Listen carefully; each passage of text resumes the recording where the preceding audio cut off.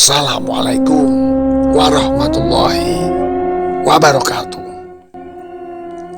Salam sejahtera untuk kita semua, para penikmat kisah horor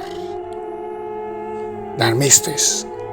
Seperti biasa, Kiai Petruk akan membawakan alur cerita bergambar yang diangkat dari sebuah kisah nyata yang berjudul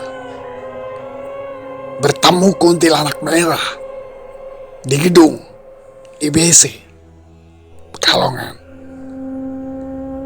Namun kisah ini akan diceritakan langsung dari narasumber kita, Saudara Rian Muhtari. Silakan. Kejadian ini terjadi 1 bulan ke belakang, yang tepatnya pada bulan Februari 2021, yang berarti belum lama tentunya. Jadi gini ceritanya. Waktu itu, di IBC Internasional Batik Center Kota Pekalongan akan diadakan acara, ya acara semacam pasar branding gitulah. Acara akan dimulai pukul 7 pagi. Panitia acara ada 30 orang, 10 office boy, 18 para karyawan, dan 2 satpam. Tiba-tiba waktu itu kepala panitia ini berbicara, "Untuk para panitia, kalian nginap di sini ya. Kalian tidur di musola saja, karena waktu kita hanya sedikit. Dan besok pagi-pagi harus sudah siap semua. Tenang saja, tiap orang saya kasih uang 100.000 untuk uang bekal malam ini. Kalau makan udah dipesan. Yang penting kalian kerjanya harus bagus ya."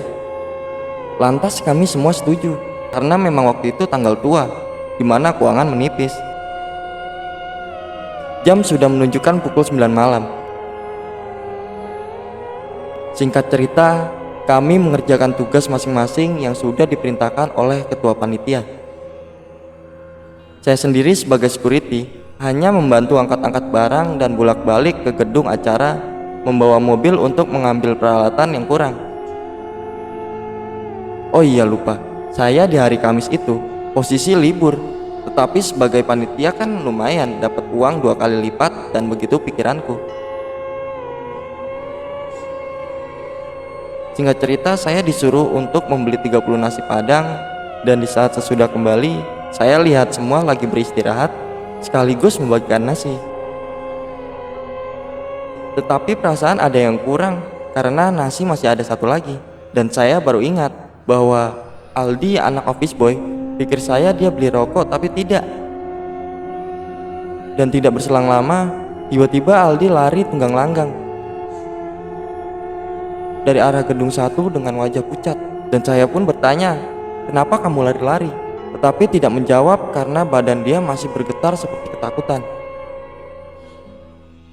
Dia hanya menunjuk ke dapur yang ada di belakang gedung 1, yang tepatnya ada di sebelah toilet.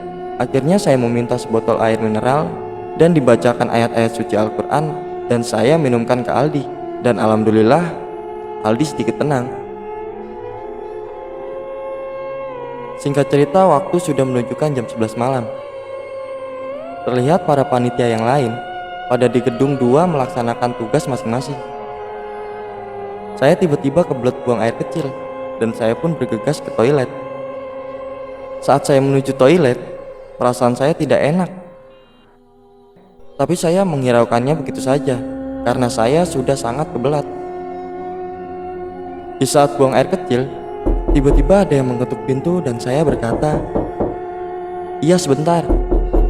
Pintu pun diketuk kembali, tapi kali ini kencang banget ketuknya, dan saya berkata lagi, "Sabar woi, ini udah kelar." Begitu saya keluar, betapa kagetnya saya, ternyata nggak ada siapa-siapa. Dan saya pun ke ruangan sebelah, yaitu dapur, bermaksud untuk minum segelas air. Di saat mengisi air, tiba-tiba bulu kuduku berdiri, dan seketika itu ada sesuatu dari sudut mata kiri. Saya terlihat sosok merah berambut panjang berdiri di depan pintu. Ternyata itu kuntilanak merah. Saya begitu sangat kaget dan badan pun tidak bisa digerakkan. Dan akhirnya saya berdoa membaca doa dalam hati, memohon kepada Yang Maha Kuasa sambil baca ayat kursi, dan tidak lama pun makhluk itu pun pergi menghilang. Seketika itu, saya berniat akan kembali ke gedung acara untuk melanjutkan. Membantu-bantu kembali, akan tetapi di saat menutup pintu dapur dan menutup toilet, saya kaget sekaget-kagetnya. Ternyata makhluk itu mengintip dari belakang pintu toilet. Tapi kali ini saya bisa berlari. Alhamdulillahnya, saya sampai di gedung acara, tetapi hati dan pikiran masih teringat hal yang baru saja terjadi. Dan dari sini, saya mulai berpikir bahwa saya hampir lupa kalau ini malam Jumat Kliwon. Dan dari sinilah saya enggan ke toilet itu lagi. Begitulah ceritanya.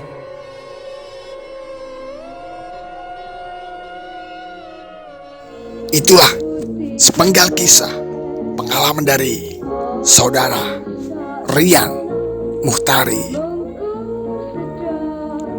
Pengalaman mistis yang ada di gedung IBC Pekalongan.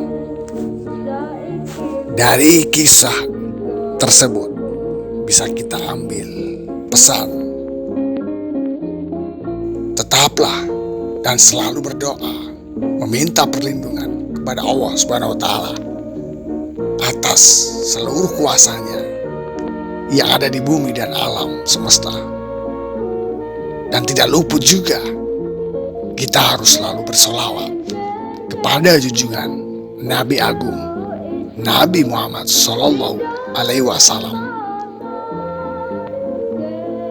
Terima kasih penikmat setia kisah horor dan mistis Kiai Petro. Sampai jumpa di kisah-kisah horor dan mistis yang selanjutnya. Wallahu a'lam bishawab.